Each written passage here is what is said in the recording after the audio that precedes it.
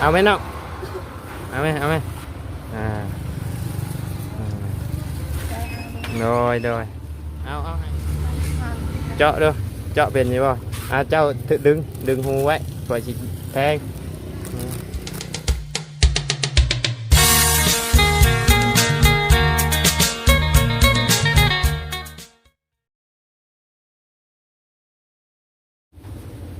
เนาะพี่น้องเลยหลังจากที่ให้ห้องท้องแตกอยู่ในคลินิกเนาะกับพาเอาน้ำปั่นเผือก2 แก้วแล้วก็เอาน้ำเป๊ปซี่แก้วนึงพาเพิ่นไปหาหมอเป็นอะไรไข้แน่ละบ่น้องนั่งบ่ได้ มาชื่อน้ำปั่นยั่วก่อนพี่น้องเลยหลังจากที่ไปหาหมอแล้วให้เนาะ ให้จนลืมมาตัวเองสิตายพี่น้อง โอ้ยน้องก็ชื่อน้ำปั่นยั่วก่อน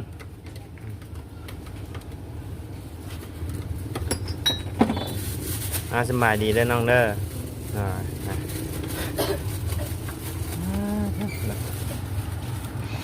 ถามเพิ่นว่ากินข้าวว่าเพิ่นก็ยังบ่อยากเนาะพี่น้องก็ได้ซื้อน้ำให้เพิ่น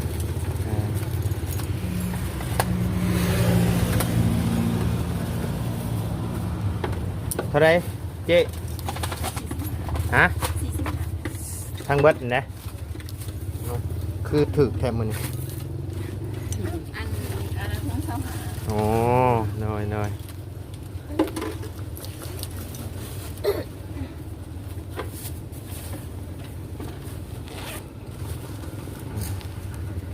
45เจ๊นี่เด้อ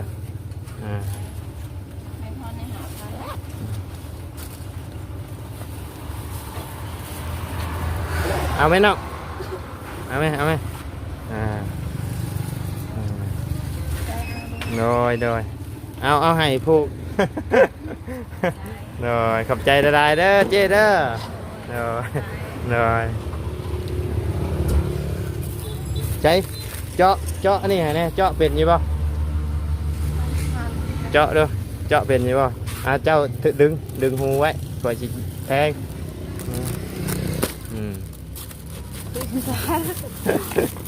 กินก่อน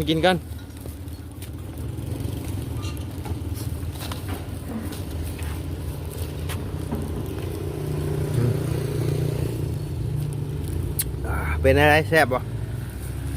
หวานบ่เศร้าเครียดกันนะเนาะวันนี้เนาะ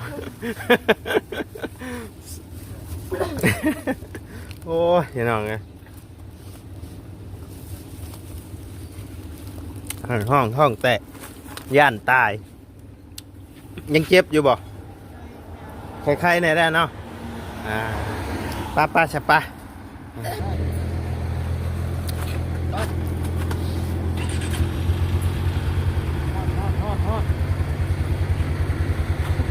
แอบตัวใกล้เลยด่านก้นบ่ขึ้นมาได้บ่ไปเดี๋ยวต้องแตะลงอะไรพร้อมนะบ่ทั้งนางไปแล่น้ำก้นรถบ่ได้เลย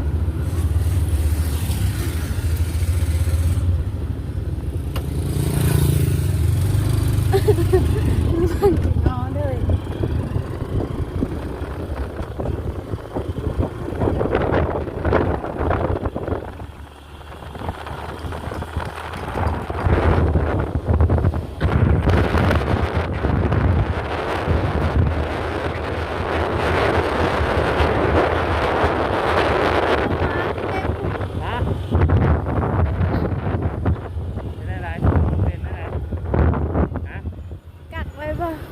ได้มันเป็นได้ไหมปล่อยเลยไป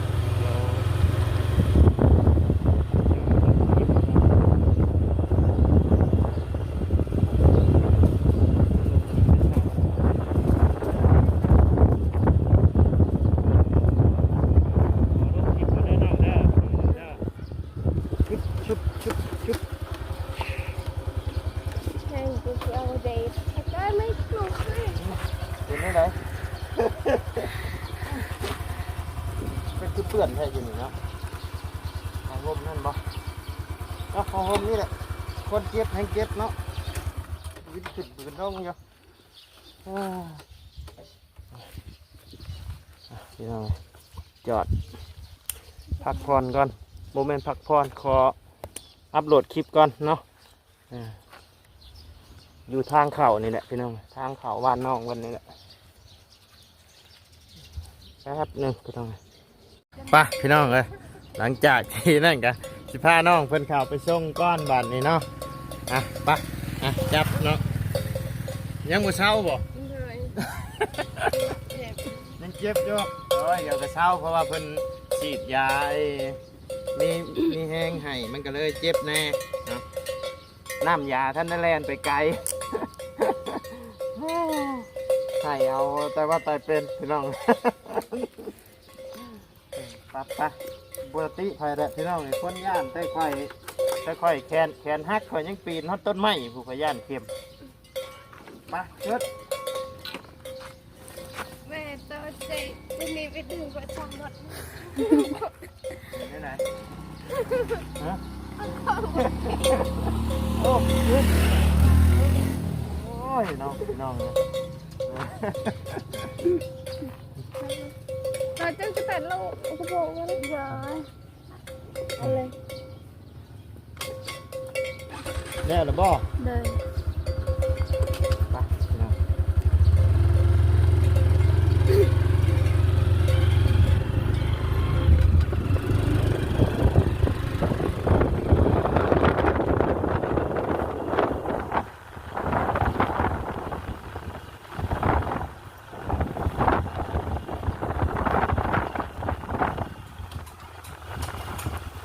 ตอนย่านเก็บน้ำท่วมเนี่ยแต่ท่วมนี่แหละคนเย็บหลายคนเลยเนาะมันก่อนย่านนิดเดียวไม่แน่เลยวันนี้เนาะ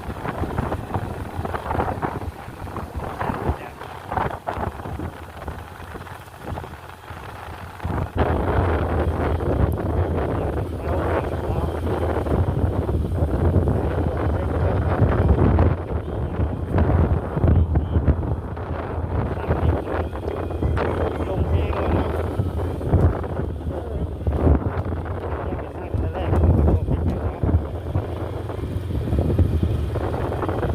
เล่นเลยเล่นตาม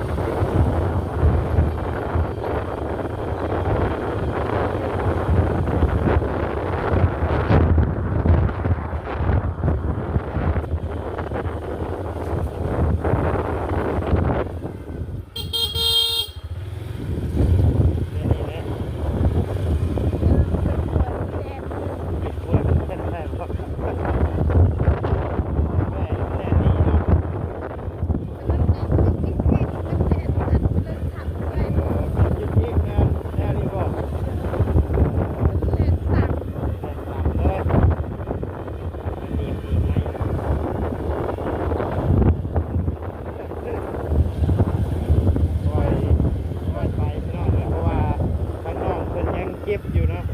รถมันเต้นแห้งเนี่ยมันเจ็บแล้วจะเจ็บอยู่แต่ว่าเมื่อนี่จะว่าจะให้แม่ตู้จังเนาะ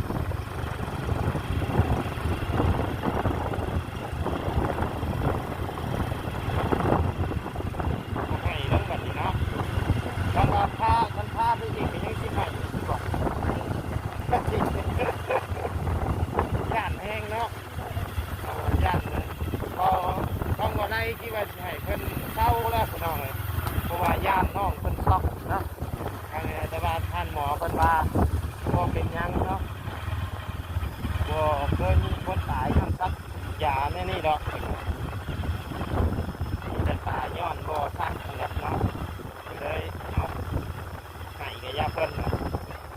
เลยพี่น้องนะทั้งน้องไอ้พรน้องพรนี่นะยับแข้งจับขาไว้พี่น้องตอนนั้นก็โอ้ยป่วยตายแล้วอยู่อะไรกันจัก สักอย่างหนึงเลยต้องอย่าง ซักอยู่ในนี่กับซักอยู่ในบ้านนะอันได้เจ็บตัวกันซักอยู่ที่เจ็บก่อนแสดงว่ามือเพิ่นอยู่พี่เพิ่นนักที่ว่าเจ้าเก่งมาจักเจ้าเก่งกระโต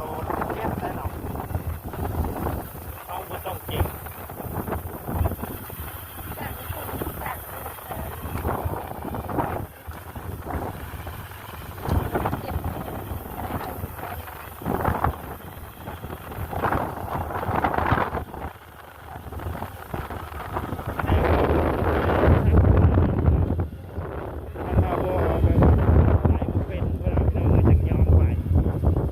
ถือว่านักเติมนะเพิ่นยังไปปกตินี่ช่วงเพิ่นเจ็บท้องมาชวนไปนั่นไหนก็ไปพี่น้องเลยอันนี้ถือว่าโอ้คนล้นคนมาได้เติมได้เมื่อยเนาะ เขาคือ เขาไม่ได้กินพี่น้องเลยก็เลยอยากรู้อาการเนาะเมื่อยธรรมดาที่เชื่อน้องเลยคันบ้าสิให้ดีนะต้องใส่น้ำเกลือเด้อใส่สโลมใส่บ่ใส่สโลมใส่ถุงหนึ่งดีบ่มันจะตัดมีเมื่อย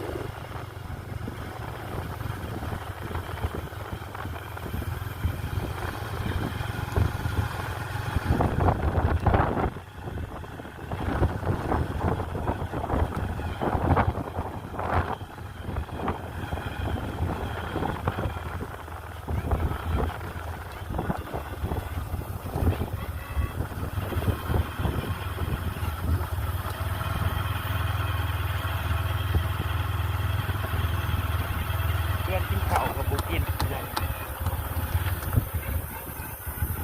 บ่ยังบ่อยากเนาะ ตกตกอยู่รถยุบหวังคนแรกเลยตัดใจไปเห็น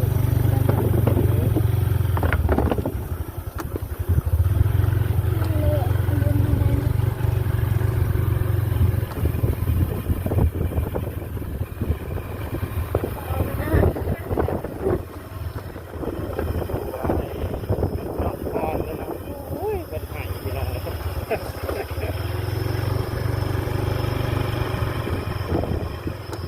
ท่านแต่ท่านหมอจนว่าให้หาชื่อขนมชื่อโก้ยั่วในเด้อ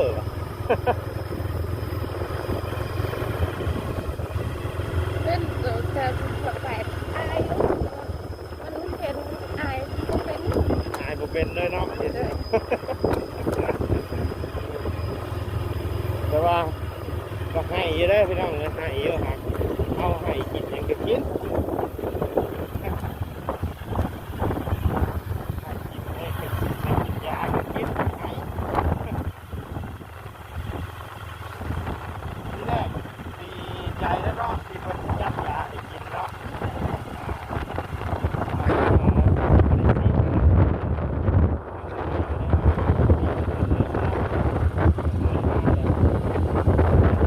เก็บเลย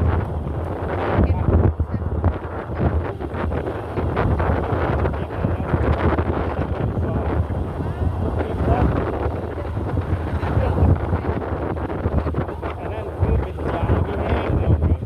ยาทำยามีแห้งมันออกลูกที่ไหนนี่มันร้อนแม่นบ่เจ็บมันร้อนยามีแห้งเขาต้องนอนให้น้ำยาไหลก่อนยาแรงนะยาแรงให้ได้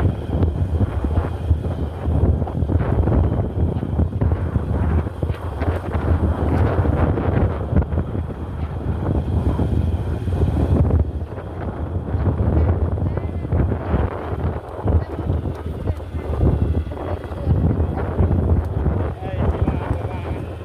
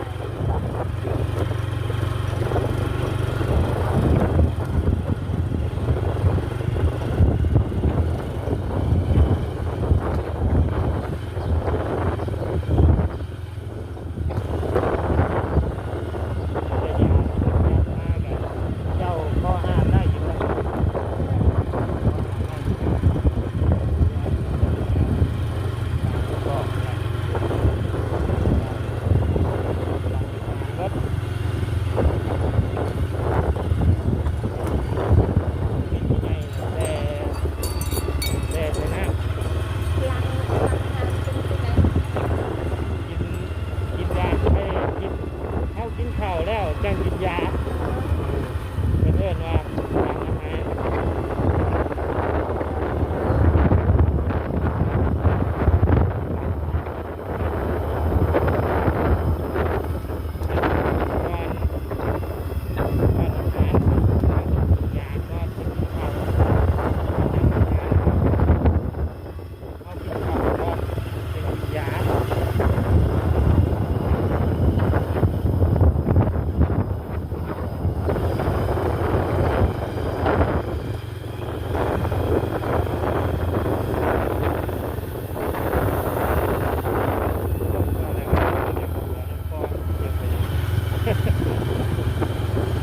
ผู้น้องก็จับแข้งจับขาไว้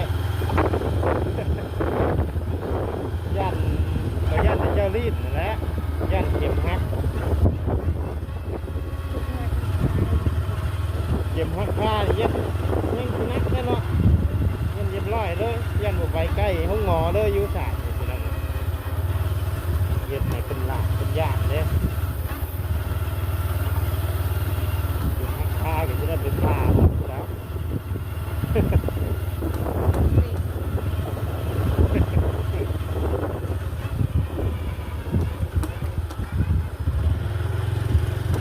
นี่แหละเก็บค่าเดียวแล้วมันก็เข้าใครกลัวเขาคนเก็บไปตลอดเนาะ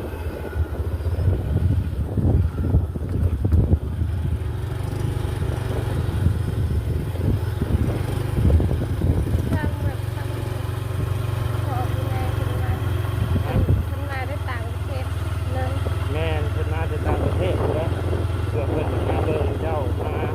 นั่นเพิ่นเจ้าเนี่ยเพิ่นโดนอ่านโดนก็อยู่พ่อแม่จริงบ่จริงแม่บ่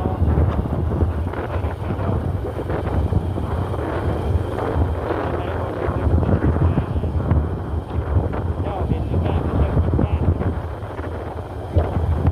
ออนุญาตบ่ดีใจเนาะชาวบ้านมันจะเนาะ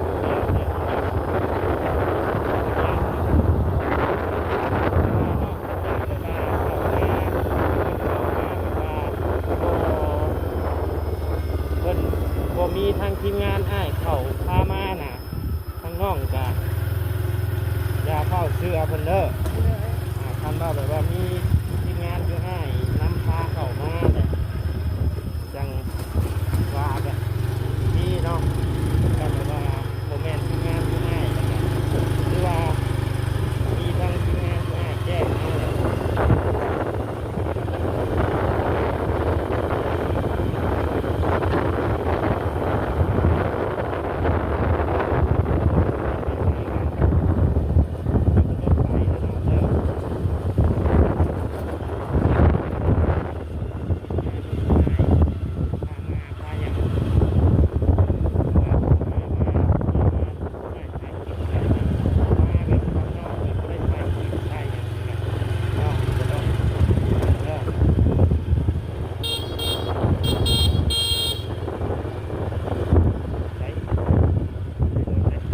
นี่แหละนี่จะมันเป็นกองมันจะตุกตา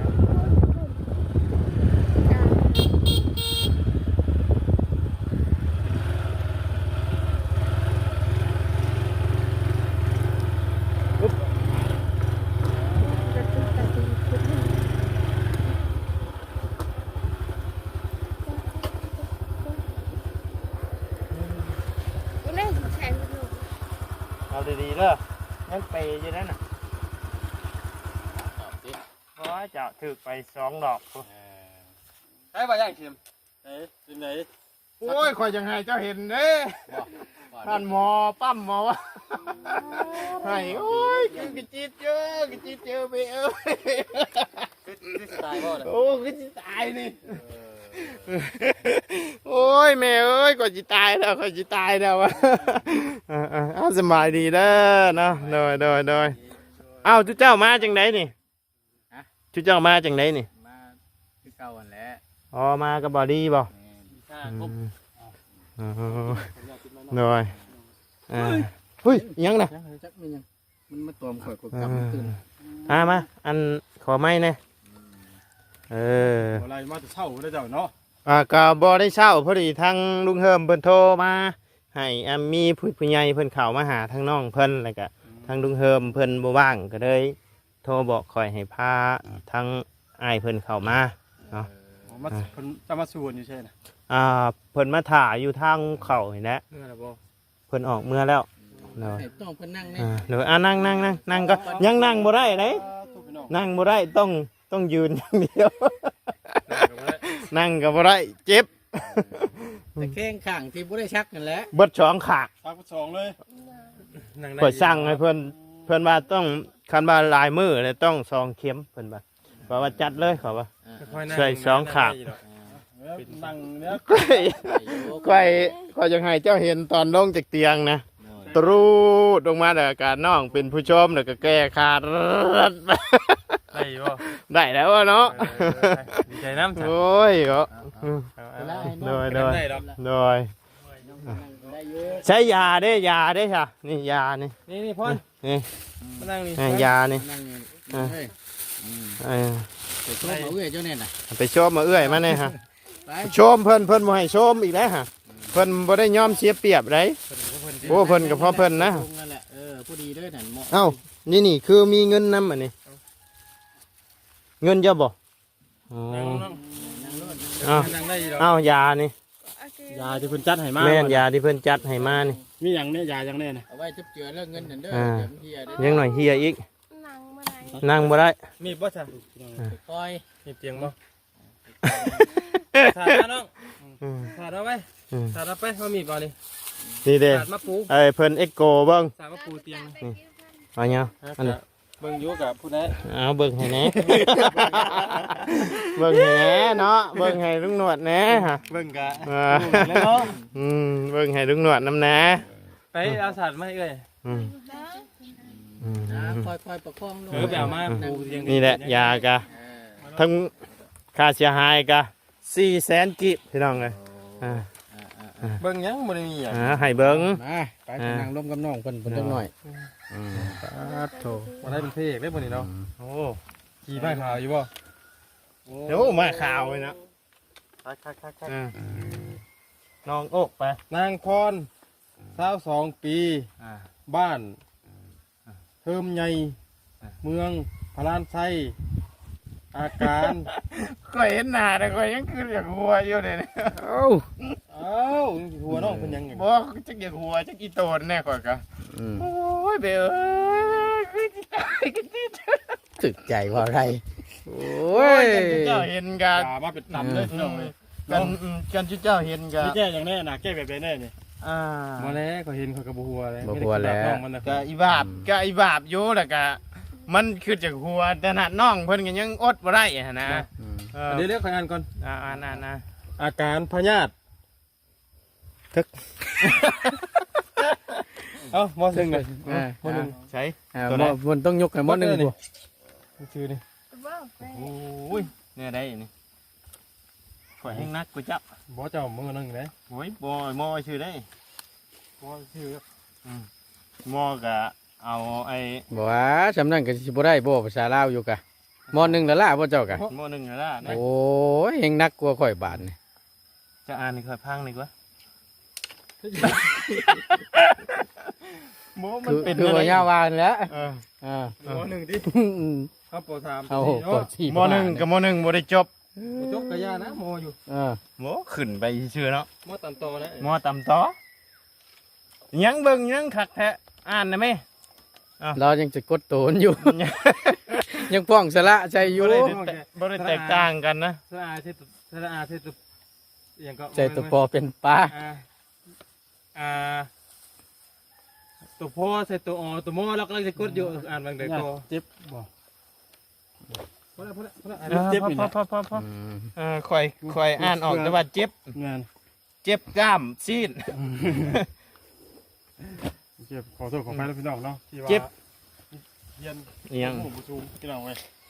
นะพี่เต้นสินั่ง ยกยา โดย ลงน้องมันก่อนเนาะ เอาจังใดก็ให้ทั้งลุงหนวดเพิ่นโอลมกับน้องเพิ่นเด้อเนาะ เดี๋ยวมา โดย